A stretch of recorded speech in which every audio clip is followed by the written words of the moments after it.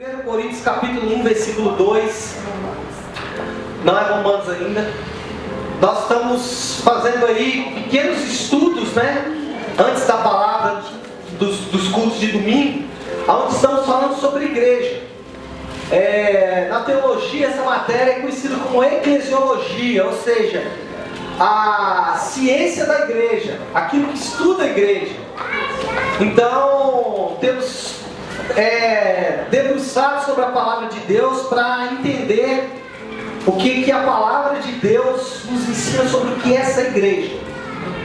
Então, a primeira coisa que a gente entende é o que Jesus falou. Jesus ele fala duas vezes sobre igreja, e ele ensina duas coisas sobre igreja. Primeiro, ele ensina, aliás, duas não, eu vou acrescentar uma terceira coisa. Ele ensina primeiro que a igreja, existe no seio da igreja algo chamado disciplina eclesiástica. Quando Jesus fala assim, onde 2 ou 3 estiverem reunidos em meu nome, e aí a gente acha que isso aí é a igreja reunida para receber o poder de Deus. Não, ele está falando assim, quando a igreja estiver reunida em meu nome, vocês podem disciplinar alguém que é como se eu estivesse disciplinando. Meu Deus. E o outro momento que ele fala sobre igreja é quando ele pergunta para Pedro, quem as pessoas dizem que eu sou? Pedro diz, tu és o Cristo, Filho do Deus vivo.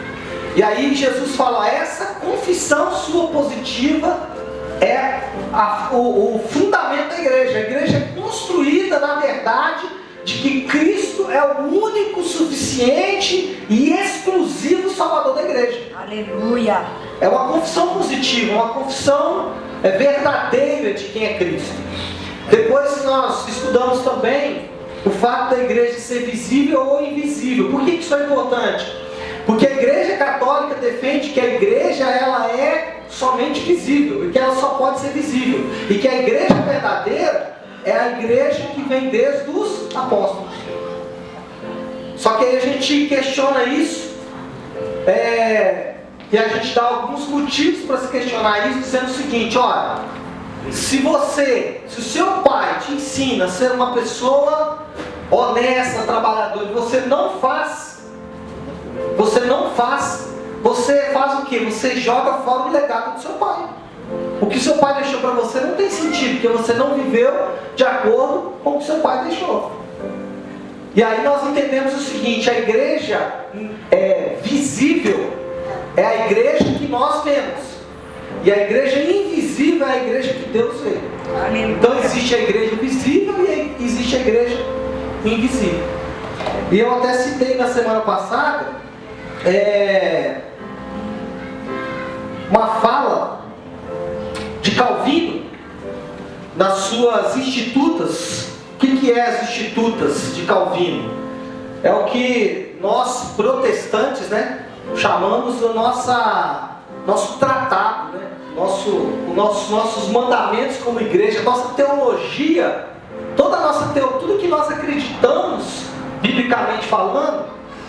Calvino ele escreveu nas suas Institutas, e lá sobre igreja, eclesiologia, ele diz o seguinte: a pretensão da sucessão, ou seja, dizer que a igreja ela tem que ser aquela igreja lá que começou com os apóstolos até o dia de hoje, é vã. Por quê? Porque se os descendentes, dizendo Calvino, não preservam, não conservam sã e incorruptível a verdade de Cristo que eles receberam dos seus pais, então significa que eles não estão permanecendo na verdade dos pais. Eles mesmos anularam a sucessão. E se a gente estudar um pouquinho a história, a gente vai ver que a igreja ela errou em vários momentos. E a própria igreja católica não pode bater no peito e falar, nós somos a sucessão de Pedro, a sucessão dos apóstolos, porque a própria igreja ortodoxa, a própria igreja católica, ela é resultado de um cisma.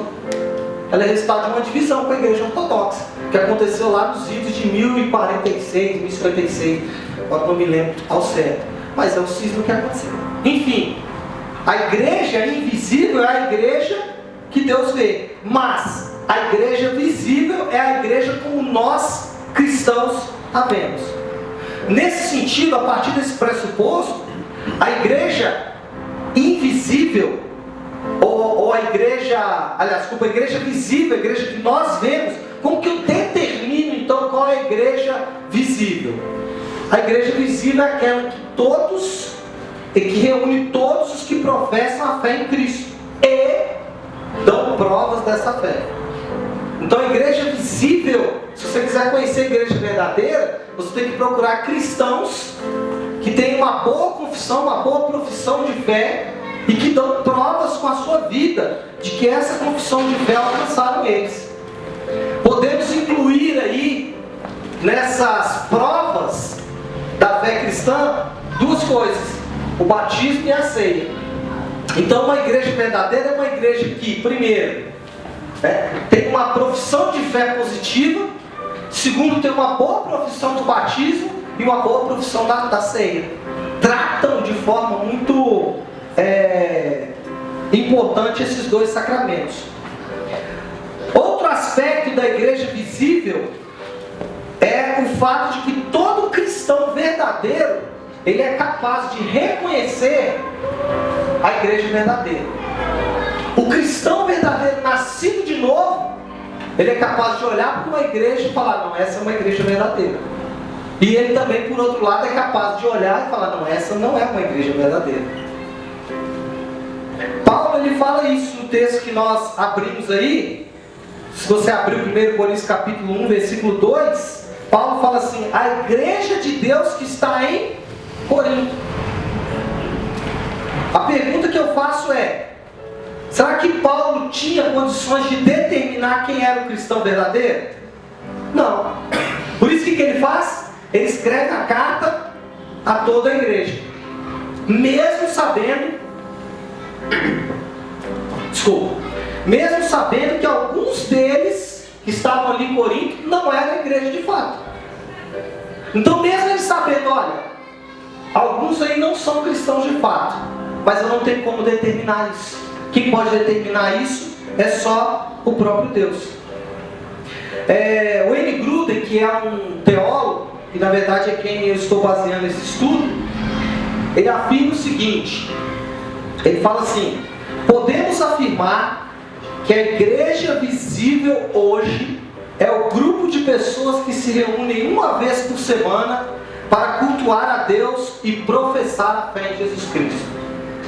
Então deixa eu dissecar essa afirmação aqui do Wayne Grudem. Ele diz o seguinte: a igreja verdadeira, ou a igreja visível, para usar um termo que a gente está mais acostumado aqui, é o grupo de pessoas que pelo menos uma vez por semana se reúnem.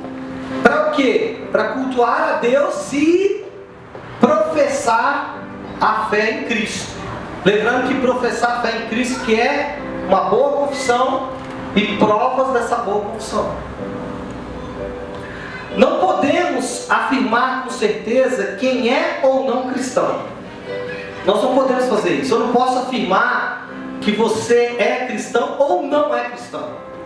Eu não posso dizer que quem está numa igreja XYZ, ou quem está na igreja católica, ou na igreja ortodoxa, ou quem está aqui, ou se eu só posso afirmar por mim mesmo.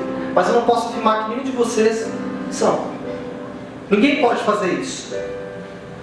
Porque Paulo, quando ele escreve para as igrejas, ele cita dois tipos de pessoas. Ele fala de pessoas que se desviaram da verdade. E ele fala de pessoas que estavam pervertendo a fé de alguns.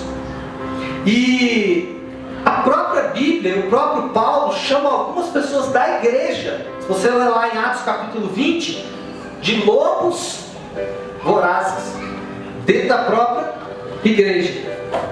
Agora, como que reconhecemos aí esses que se desviaram da verdade? Como que reconhecemos aí esses que estão pervertendo a fé de alguns? Como reconhecemos os lobos vorazes? Pelos frutos. Os frutos, eles são capazes de nos fazer reconhecer essas pessoas.